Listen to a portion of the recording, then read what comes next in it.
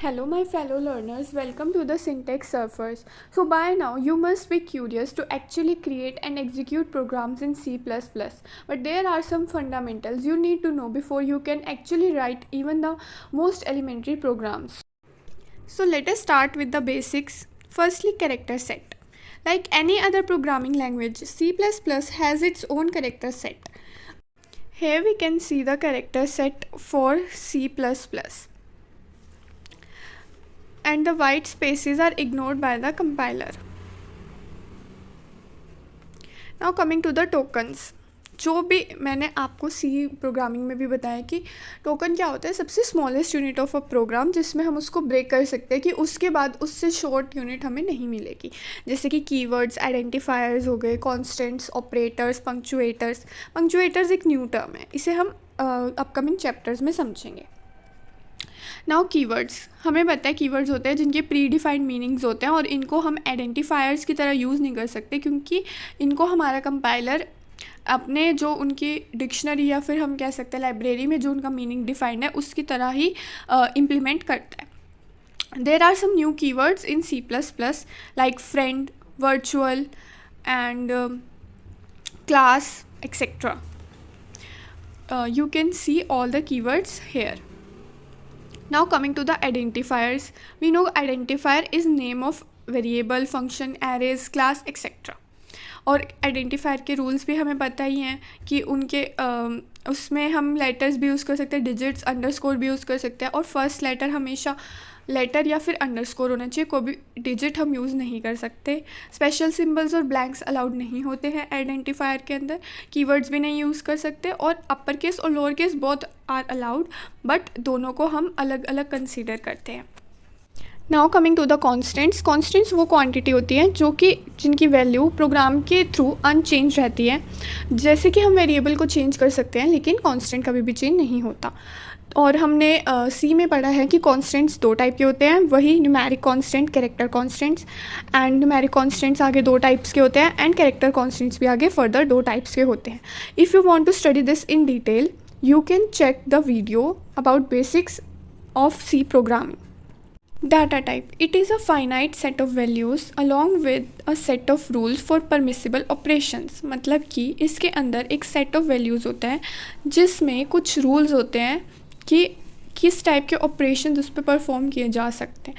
और जैसे कि हमने सी प्रोग्रामिंग में पढ़ा था, basically data type is the type of data that can be entered into a variable. Data type tells us about the meaning, that is the type of value entered that and the constraints applicable to it. मतलब कि कितनी maximum या minimum value होगी, that is its range, that is the possible values, मतलब कि किस type की values possible हैं, क्या क्या operations हम उस पर perform कर सकते हैं और क्या functions हम उसके साथ use कर सकते हैं. डाटा टाइप्स 3 टाइप की होती है जैसे हमने पढ़ रखी हैं, बिल्ट इन, डिराइव्ड और यूज़र डिफाइंड. और अब यूज़र डिफाइंड में यहाँ 2 टाइप के और ऐड हो गई हैं, that is class and annum. Class को हमने भी पढ़ा है और एनम हम पढ़ेंगे. और डिराइव्ड डाटा टाइप्स में एक रेफरेंस भी ऐड हुई है जिसको भी हम पढ़ेंगे. Now coming to punctuators. Punctuators are not a part of actual data. Instead, they are used to organize our code. So we can see like semicolon जिससे हम टर्मिनेट करते कोई भी स्टेटमेंट. फिर यहाँ पर सिंगल लाइन कमेंट देने के लिए double slash, then double line comment या फिर बहुत सारे कमेंट्स देने के लिए, मल्टीपल लाइन कमेंट्स के लिए back slash, star star slash, फिर braces, square braces and double quotes and single quotes. These are all a part of punctuators. Now we have discussed mostly the basic parts of a program, and if you want to discuss it in details you can check my video about basics. So now coming to the structure of C++ program. Firstly we include all the header files as in C program, but यहाँ पर एक चीज़ अलग है, that is class declarations, जो कि हम classes and objects वाले chapter में अच्छे से समझेंगे. फिर class functions definitions, then the main function. तो हमने पढ़ा था ना, यहाँ पर लगती है बॉटम अप अप्रोच. जैसे सी प्रोग्राम में मेन फंक्शन ऊपर आता था और जो यूज़र डिफाइंड फंक्शंस होते थे वो नीचे आते थे, बट यहाँ पर जो क्लास फंक्शंस और we can say the user defined functions जो है वो ऊपर आएंगे और नीचे हमारा मेन फंक्शन होगा. Now have a look at the first C++ program. Firstly, we have include the header file that is iostream.h. जब हम C प्रोग्राम में हैश इंक्लूड stdio.h यूज़ करते थे, बट यहाँ पर वो चेंज हो गया है, जो कि बन गया है iostream.h. इसके अंदर सारे C++ फंक्शंस इंक्लूड होते हैं इनपुट आउटपुट के, that is C in C out. Then we have use the main function, and then we have just printed a simple line that is hello world. So यहाँ पर हमने use किया है सी out. अभी हम इसको भी समझेंगे अच्छे से. then we have used simple main, और हमें पता है कि जब भी main के साथ हम कुछ भी नहीं लिखते हैं, इसका मतलब है कि रिटर्न टाइप होगी int टाइप. तो हमने यहाँ पर एक स्टेटमेंट लिखी है रिटर्न 0, फिर हम ब्रेसेस क्लोज कर देंगे. And if we don't want to return any value, then we can use void main. Now, as we have discussed the scanf and printf functions in our C programming, let's discuss the input-output functions in the C++ programming.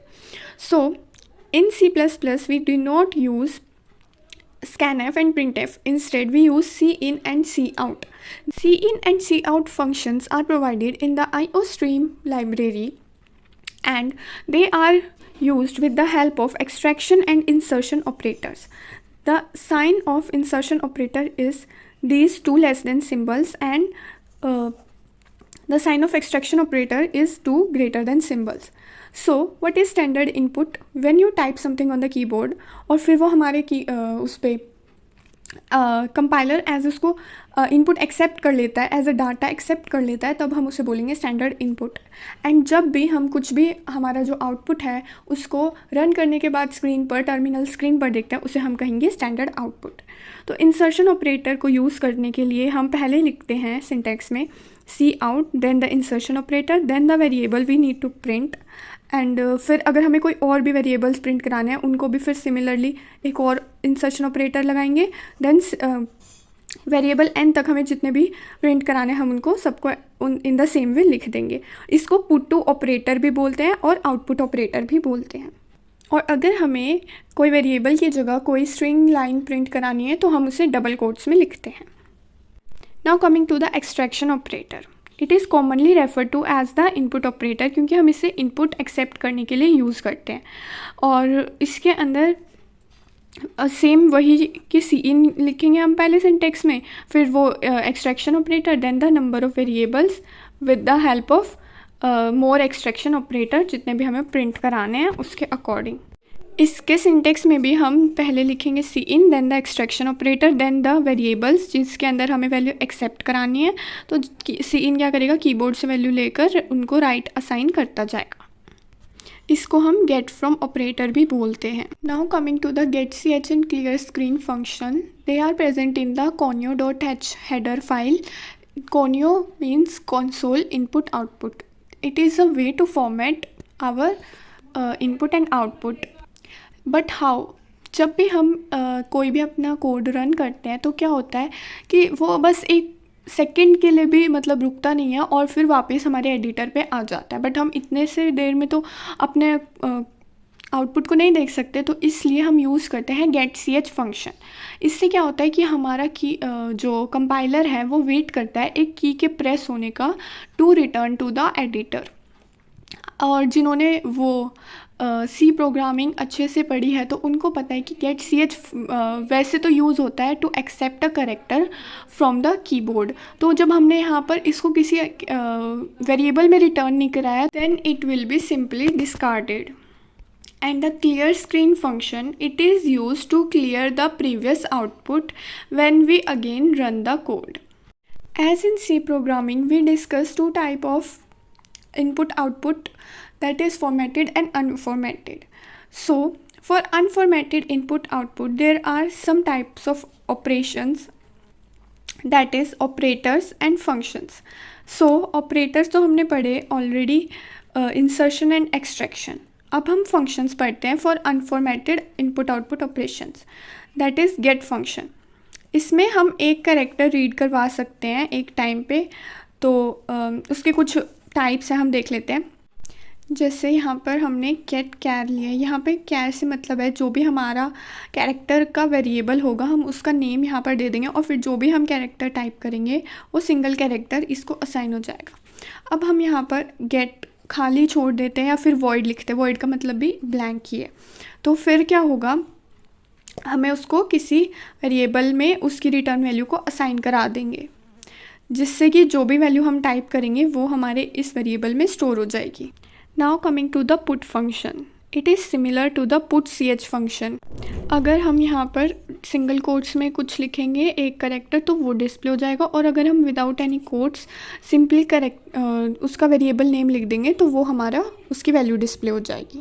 So as in C we use the gets function for reading a line, now we use get line function. इससे हम एक time पे एक line read करा सकते हैं। जब तक हम एंटर की प्रेस नहीं करेंगे तब तक हमारा एंटर होता जाएगा, और इससे हम वाइट स्पेसेस को भी रीड करा सकते हैं। और या फिर हम अपनी लाइन का साइज़ भी डिफ़ाइन कर सकते हैं। तो जैसे हमारा वो साइज़ जितना हमने डिफ़ाइन किया कंप्लीट हो जाएगा तभी वो हमारा रीडिंग बंद कर देगा। ये अब राइट फंक्शन है, इसमें भी हम पहले तो पॉइंटर दे देंगे लाइन का, जो मतलब कि जो भी नेम है हमारे स्ट्रिंग का, और फिर उसका साइज़ दे देंगे। बट इसमें हमारा जो है नल कैरेक्टर है वो रीड नहीं किया जाता। Now coming to the write function, तो इसके अंदर हम जो लाइन हमने कोई अगर किसी स्ट्रिंग में प्रिंट करवानी है तो हम क्या करते हैं, बस उसके लिए एक सिंटेक्स यूज़ करते हैं cout.write, और फिर हम उसके ब्रेसेस में जो वो हमारी स्ट्रिंग होती है उसका नेम और उसके जितने साइज़ तक हमें उसको डिस्प्ले कराना है वो लिख देते हैं। तो इससे हमें अगर हमारी स्ट्रिंग अगर 15 कैरेक्टर्स की है और हमने साइज़ 10 दिया है तो फिर उससे फ़र्क नहीं पड़ेगा, बट वो 10 तक ही उसको प्रिंट करेगा, मतलब कि 10th लेटर तक ही प्रिंट करेगा। Now coming to the read function, इसके अंदर भी सिमिलर गेट लाइन जैसे ही होता है, बस इसके अंदर ये फ़र्क है कि हम इसमें न्यू लाइन कैरेक्टर्स भी रीड करवा सकते हैं। मतलब हम इसमें कितनी भी नंबर ऑफ़ लाइन्स प्रिंट करा सकते हैं और उसमें साइज़ भी स्पेसिफाई करा सकते हैं।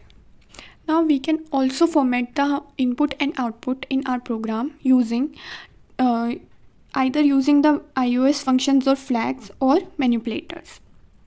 So firstly with iOS functions and flags, so first हमारा फंक्शन है विड्थ। अगर हम चाहते हैं कि जो भी हमारा आउटपुट है उसकी एक रिक्वायर्ड फील्ड साइज़ हो तो हम क्या कर सकते हैं, उसको cout.width फिर ब्रेसेस लेके हम उसकी फील्ड साइज़ डिटरमाइन करा सकते हैं। अब क्या होगा, जैसे अब मैंने यहाँ पर 8 लिखा है तो यहाँ पर हमारे जो आउटपुट होगा उसमें पहले 4 वाइट स्पेसेस होंगे, उसके बाद हमारा जो ये नंबर है वो प्रिंट हो जाएगा, और बाय डिफ़ॉल्ट ये राइट जस्टिफाइड होते हैं। और कमिंग टू द प्रिसीजन से क्या होता है, हम जब भी डेसिमल यानी कि अगर हमारा फ्लोटिंग नंबर्स हैं तो हम उसमें क्या कर सकते हैं, डेसिमल के बाद हमें कितनी डिजिट्स को डिस्प्ले कराना है वो हम डिफ़ाइन कर सकते हैं। तो जैसे मैंने यहाँ पे 2 लिखा है तो हमने अगर कोई भी नंबर एंटर करा दिया तो उसके बाद सिर्फ हमारे 2 ही डिजिट्स डिस्प्ले होंगे, और उसके वो कैसे डिस्प्ले होंगे उनको हम राउंड ऑफ कर देंगे to the nearest digit. Now coming to the fill function, अब हम चाहते हैं कि जैसे हमने विड्थ दी है और आगे हमारे जो वाइट स्पेसेस हैं उसकी जगह हमें कुछ और फिल कराना है। अब यहाँ पे तो हमने जैसे स्टार दिया है, हम चाहते तो यहाँ पे स्लैश भी ले सकते हैं, कोई नंबर भी फिल करा सकते हैं, जो भी हम चाहते हैं कोई भी कैरेक्टर या स्पेशल सिंबल फिल हो जाएगा। तो उसके लिए कुछ स्टेटमेंट्स लिखनी पड़ती हैं, जैसे कि पहले तो जो हमें फिल कराना है, फिर उसकी विड्थ, और फिर वो जो नंबर हमें प्रिंट कराना है। Okay, now coming to the setup function, it is use to set a format flag, मतलब कि हमने विड्थ में स्पेसिफाई की थी कि हमें कितने नंबर्स कितने स्पेसेस चाहिए हमारे नंबर के साथ, तो वो बाय डिफ़ॉल्ट तो राइट जस्टिफाइड है। तो अगर हमें अब इसको लेफ़्ट में जस्टिफाइड करने या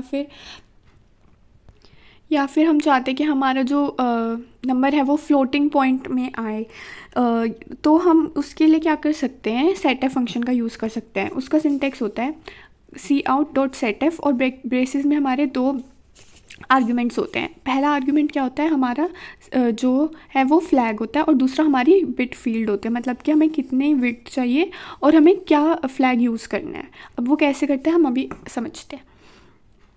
तो पहला आर्ग्यूमेंट तो हमें बताता है कि हमें क्या फ्लैग यूज़ करना है, मतलब कि हम उसमें क्या परफॉर्म कराना चाहते हैं हमारे नंबर पे, और दूसरा आर्ग्यूमेंट हमें बताता है कि हमारा फ्लैग कौन से ग्रुप को बिलोंग करता है। It is called bit field. तो हमारे 3 टाइप के ग्रुप्स होते हैं। एक तो होता है एडजस्ट फील्ड, जिससे हम उसको लेफ़्ट या राइट जस्टिफाई कर सकते हैं। फिर आता है फ्लोट फील्ड, जिससे हम उसको एक फ्लोटिंग पॉइंट नंबर में कन्वर्ट कर सकते हैं, यानी कि उसको एक साइंटिफिक नोटेशन प्रोवाइड कर सकते हैं। देन आता है बेस फील्ड, जिससे हम उसको various types of number representation दे सकते हैं। इंटीजर में हमने पढ़े हैं कि एक तो होता है डेसिमल, ऑक्टल, फिर हेक्साडेसिमल, तो हम उनको जो भी हमें करना है हम कर सकते हैं। So here we can see all the flags and their bit fields. So सबसे पहले अगर हमें लेफ़्ट जस्टिफिकेशन करनी है तो हम उसके लिए लिखेंगे IOS, देन हमारा ये होता है स्कोप रेजोल्यूशन ऑपरेटर, फिर हम लिखेंगे लेफ़्ट। उसके बाद अगर जो हमारी इसके साथ कौन सी बिट फील्ड है, एडजस्ट फील्ड, तो हम यहाँ पे लिखेंगे IOS then adjust field. Similarly right के लिए हम यहाँ पर राइट लिखेंगे और ये भी एडजस्ट फील्ड का एक पार्ट है। फिर अगर हमें साइंटिफिक नोटेशन देनी है तो हम फ्लोट फील्ड के का पार्ट है, ये साइंटिफिक लिखेंगे यहाँ पे। अगर यहाँ पर हमें एक फ्रैक्शनल जस्टिफिकेशन देनी है तो हम इसको यहाँ पे फिक्स लिखेंगे। अब अगर हमें यहाँ पे एक डेसिमल बेस चाहिए तो हम यहाँ पे DOC लिखते हैं और ये बेस फील्ड के पार्ट है। ऑक्टल के लिए OCT और हेक्साडेसिमल के लिए HEX। अब हम एक प्रोग्राम से देखते हैं कि ये होता कैसे है। देखिए, अब हमने यहाँ पे एक नंबर ले लिया है 1 2 3 4 5। अब हमने क्या किया, यहाँ पे पहले इसको लेफ़्ट वो कराना है हमें अलाइनमेंट, और ये एडजस्ट फील्ड का पार्ट है। हमने यहाँ पे पहली स्टेटमेंट में सेट F लगा दिया, फिर हमने उसको जो लेफ़्ट जस्टिफाई किया है तो साइड में जो भी हमारी विड्थ बचेगी उसमें हम स्टार फिल करा रहे हैं, और विड्थ हमने दे दी 10। ठीक है, तो आप देख सकते हो यहाँ पे ये 1 2 3 4 5 और यहाँ पे पीछे हमारा आ गया stars. As I told you earlier that Cin and Cout are the input and output functions, but here is a misconception. These are not functions. Instead, they are predefined objects of the class O stream. So, just wanted to clear that. Now there are some flags that have no bit field. The examples are IOS show pose. It is used to display the positive sign, अगर number positive होता है तो। Then show base, इससे हमें पता चलता है कि जो भी हमारा बेस या रेडिक्स है, जो भी हमारा नंबर है जो आउटपुट किया है हमने। फिर DEC, इससे हमारा जो नंबर है वो डेसिमल बेस में कन्वर्ट हो जाएगा। देन शो पॉइंट, अगर हमारे कोई फ्लोटिंग पॉइंट नंबर है उसमें चाहे हमारे डेसिमल के बाद कोई भी डिजिट्स भी नहीं है तब भी वो हमें हमारा पॉइंट शो करेगा, और उसके बाद जो ट्रेलिंग ज़ीरोज़ है वो भी। फिर अपर केस हमें यूज़ होता है जब हम हेक्साडेसिमल यूज़ करते हैं, तो उसमें जैसे हमारे जो 10 to 15 तक के जो डिजिट्स होते हैं उनके लिए हम यूज़ करते हैं A to F, तो उनको हम अपर केस में शो करेंगे। देन स्किप WS, इसमें क्या होता है, वाइट स्पेस से जब भी हम रीड करते हैं इनपुट को वो स्किप कर देता है। Now the unset F function, तो इससे क्या होता है, हमारे जितने भी हमने फ्लैग सेट किए थे वो सब क्लियर हो जाएंगे और जो पहले हमारी फॉर्मेटिंग थी वो उस पर रिटर्न कर जाएगा। Now coming to the manipulators, इससे क्या करते हैं, हम डाटा को मॉडिफाई कर सकते हैं जो भी हमारा आउटपुट है उसको। तो इनको बेसिकली हम यूज़ करते हैं इंसर्शन ऑपरेटर के साथ, हमेशा सी आउट स्टेटमेंट के अंदर। तो जैसे कि एंड लाइन ऑपरेटर मैनिपुलेटर, इसका मतलब क्या होता है, जब भी हमें एंड लाइन कैरेक्टर चाहिए तो हम या तो सिंगल कोट्स में /n लिख सकते हैं, नहीं तो हम उसकी जगह अगर एंड L लिख दें तो भी वो सेम ही काम करेगा। सॉरी, सिंगल कोट्स में नहीं, I mean to say double quotes में। Then coming to the set W, ये होता है, ये वो मैनिपुलेटर है, इससे हम हमारे जो फील्ड साइज़ है वो सेट कर सकते हैं हमारे आउटपुट की।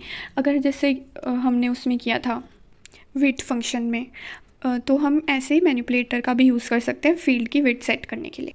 नाउ प्रिसीजन वाले फंक्शन की तरह यहाँ पे सेट प्रिसीजन मैनिपुलेटर है, इससे भी हम number of digits after decimal point specify कर सकते हैं। फिर सेट फिल मैनिपुलेटर, वो भी फिल फंक्शन की तरह हम कुछ भी उसमें फिल करवा सकते हैं।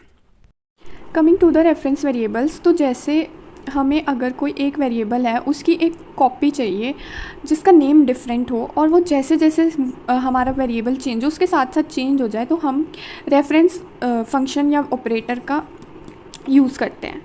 तो रेफरेंस टाइप का वेरिएबल हमने यहाँ पर लिया है एक m वेरिएबल के लिए, दैट इज़ n। तो हमने क्या करना होता है, सबसे पहले एक वेरिएबल ले लिया, उसी के सेम डाटा टाइप का हमने उसका रेफरेंस वेरिएबल ले लिया। अब यहाँ पर जैसे ही हमने पहले m को प्रिंट करा लिया देन n को, तो उन दोनों की वैल्यू सेम है। अब हमने क्या किया, n की वैल्यू को चेंज किया यहाँ पे, फिर हमने m की वैल्यू को चेंज किया, और फिर प्रिंट कराया। तो अब हम इनका रिज़ल्ट देखते हैं। पहले वाले में हमने 40 रखी थी तो दोनों की वैल्यू सेम। फिर हमने क्या किया कि n की वैल्यू को चेंज करके 50 कर दिया, तो उसके साथ ही m भी चेंज हो गया और 50 हो गया। और जैसे हमने m की वैल्यू को चेंज किया तो उसके साथ भी n चेंज हो गया और वो भी 80 हो गया। तो वो दोनों एक दूसरे के साथ साथ चेंज हो रहे हैं। सो इसका सिंटेक्स है डाटा टाइप, फिर %, फिर रेफरेंस वेरिएबल का नेम और फिर वेरिएबल जिसके लिए हमें चाहिए रेफरेंस। ठीक है, तो सबसे पहली बात तो कि हमें रेफरेंस वेरिएबल को इनिशियलाइज़ कर लेना है डिक्लेरेशन के टाइम पे ही। जैसे कि हम देख सकते हैं यहाँ पे पहले हमने एक वेरिएबल लिया और उसके बाद उसका रेफरेंस वेरिएबल लिया और उसको इनिशियलाइज़ कर दिया कि वो m से एसोसिएटेड है। लेकिन नीचे वाले में हमने क्या किया है, वहाँ पे हमने वेरिएबल तो ले लिया लेकिन उसको हमने इनिशियलाइज़ नहीं किया और नेक्स्ट लाइन में किया, तो वो एरर आ जाएगा। तो और या फिर हम ऐसे भी कर सकते हैं कि उसको वैल्यू दे दें। तो इससे क्या होगा, एक वेरिएबल n क्रिएट हो जाएगा जिसकी वैल्यू होगी 20। और हम एक वेरिएबल को मल्टीपल रेफरेंसेस दे सकते हैं। इसका मतलब है कि मैंने, अगर ये मेरा वेरिएबल है m, इसके लिए मैंने एक रेफरेंस वेरिएबल ले लिया है n। अब मैं ऐसा ज़रूरी नहीं है कि n ही रखूँ, मैं एक और p भी ले सकती हूँ। इसके अलावा कोई भी वेरिएबल, मैं कितने भी वेरिएबल्स को रेफरेंस बना सकती हूँ। बट जो एक रेफरेंस वेरिएबल है वो एक ही वेरिएबल के लिए रेफरेंस करेगा। मतलब कि हम n को कोई और वैल्यू नहीं असाइन कर सकते यहाँ पे, क्योंकि अगर हमने ऐसा किया तो वो उसका रेफरेंस हो जाएगा। फिर मतलब कि वो हो नहीं सकता।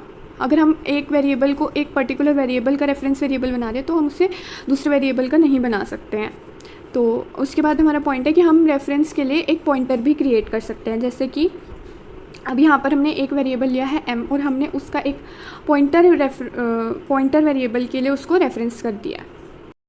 सो हेयर फर्स्टली हमने एक m वेरिएबल लिया और हमने देन एक पॉइंटर वेरिएबल लिया p और उसको हमने साथ ही इनिशियलाइज़ कर दिया कि उसमें m का एड्रेस स्टोर होगा। और अब हमने एक रेफरेंस वेरिएबल लिया है यहाँ पे n, जो कि पॉइंटर p के लिए एक रेफरेंस है, जिससे कि जैसे ही कोई भी चेंजेस आएंगे n में, इससे क्या होगा, p के जो एड्रेस पे p में जो एड्रेस स्टोर है उस लोकेशन पे चेंजेस आएंगे, यानी कि m की वैल्यू में चेंजेस आएंगे। और या फिर अगर हम m में कोई भी चेंजेस करते हैं m की वैल्यू में, तो वो n में भी चेंजेस आएंगे।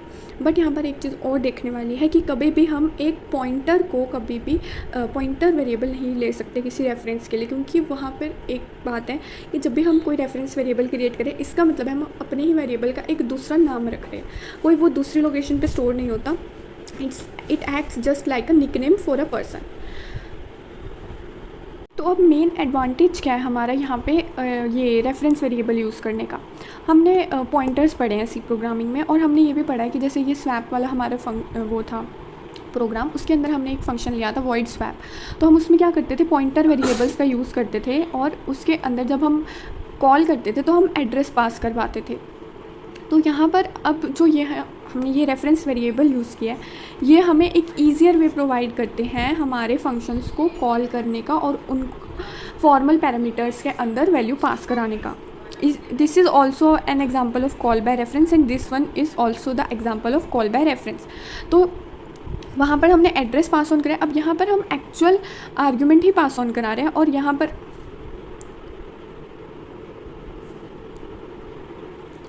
पर हमने एक्चुअल आर्ग्यूमेंट्स को पास कराया और यहाँ पर हमने ले लिया अब रेफरेंस वेरिएबल्स। तो अब क्या होगा, जैसे ही यहाँ पर ये पास ऑन होगा तो ये बन जाएगा %x = a। तो इसका मतलब कि x अब a के लिए एक रेफरेंस की तरह एक्ट करेगा, और जब भी हमारी x की वैल्यू में चेंज होगा वो हमारी a की वैल्यू में रिफ्लेक्ट करेगा।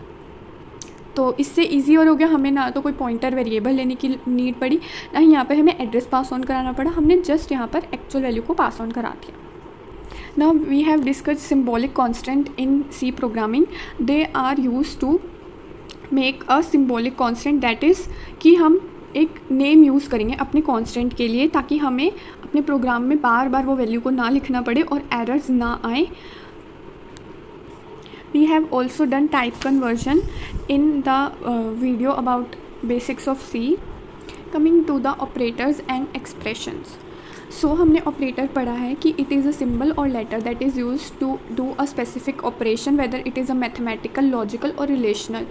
So हम इस expression से समझ सकते हैं एक्सप्रेशन को समझ सकते हैं यहाँ से कि एक्सप्रेशन क्या होता है, कॉम्बिनेशन ऑफ ऑपरेंड्स। ऑपरेंड्स क्या हो सकते हैं, कॉन्स्टेंट्स भी हो सकते हैं, वेरिएबल्स भी हो सकते हैं और नंबर्स भी हो सकते हैं, जिनको हम कनेक्ट करते हैं ऑपरेटर्स या पैरेंथेसिस की हेल्प से। पैरेंथेसिस यानी ब्रेसेस। जैसे कि यहाँ पे हमारे पास ये ए और बी दो ऑपरेंड्स हैं और प्लस यहाँ पर हमारा ऑपरेटर है फॉर यूज़ फॉर एडिशन। और जब हम एक एक्सप्रेशन में इक्वल टू यूज़ कर लेते हैं तो वो बन जाती है एक इक्वेशन। अगर हमारे ऑपरेटर्स अर्थमेटिक या अर्थमेटिक होते हैं तो हम उनको उस एक्सप्रेशन को बोलते हैं अर्थमेटिक एक्सप्रेशन। और अगर वो रिलेशनल या लॉजिकल ऑपरेटर्स इन्वॉल्व करते हैं तो हम उनको बोलते हैं Boolean expression. We have discussed most of the operators in C programming, so I will tell you just the new operators introduced by C++.